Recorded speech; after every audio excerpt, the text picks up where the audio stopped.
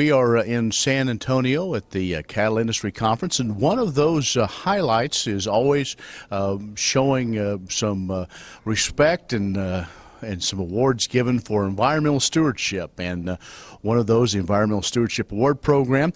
This year's winners, the Rock Hill Ranch. We're joined by Lyle and Luke Perman. They are from Lowry, South Dakota. So I guess, Lyle, we'll talk to you. Let's talk about what it means to get this award.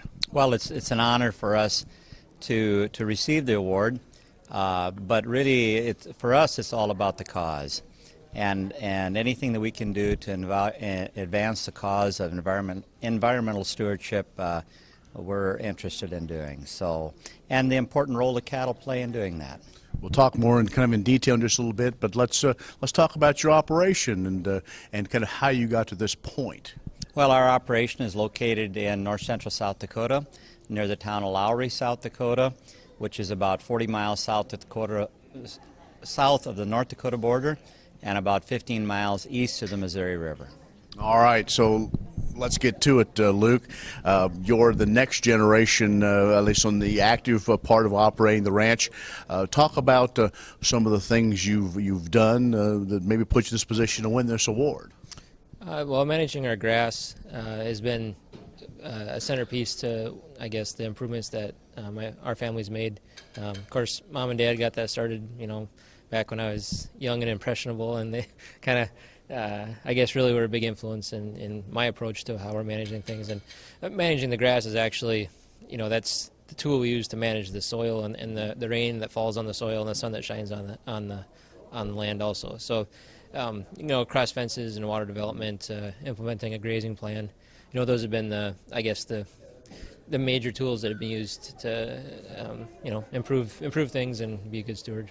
What are some of the things you've learned as this process has unfolded, and as far as looking at and maybe some other grazing and some cross fencing and all that? How has that made you a better rancher? Oh, that's a good question. I think the thing that I've learned, or that I've, I guess, come to appreciate, is diversity that is present on, especially native grass, or I should say native rangeland. It's not just grass.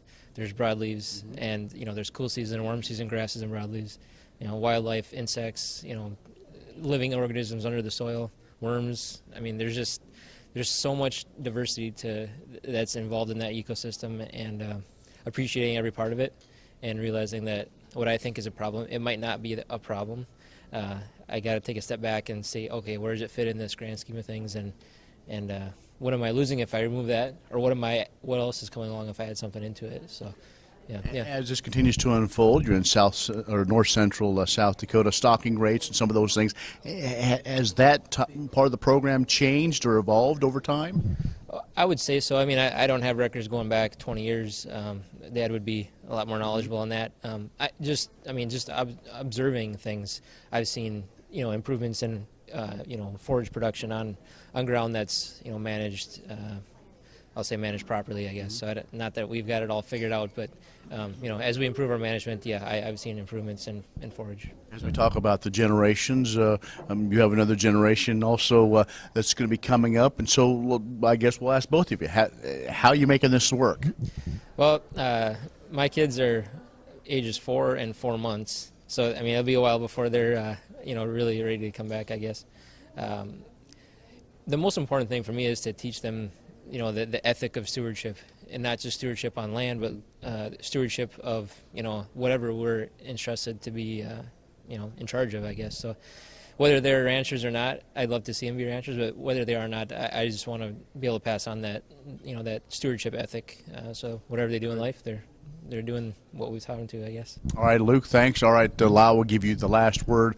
I work with your son on a day-to-day basis. I'm sure that's got to be one of the rewards, but also you just heard that. I mean, the pride he has, and I'm sure you have kind of the same thing. So kind of wrap this all up as working with your son and the what you've instilled with him as far as stewardship, the importance of knowing treat the land right, the land will treat you right.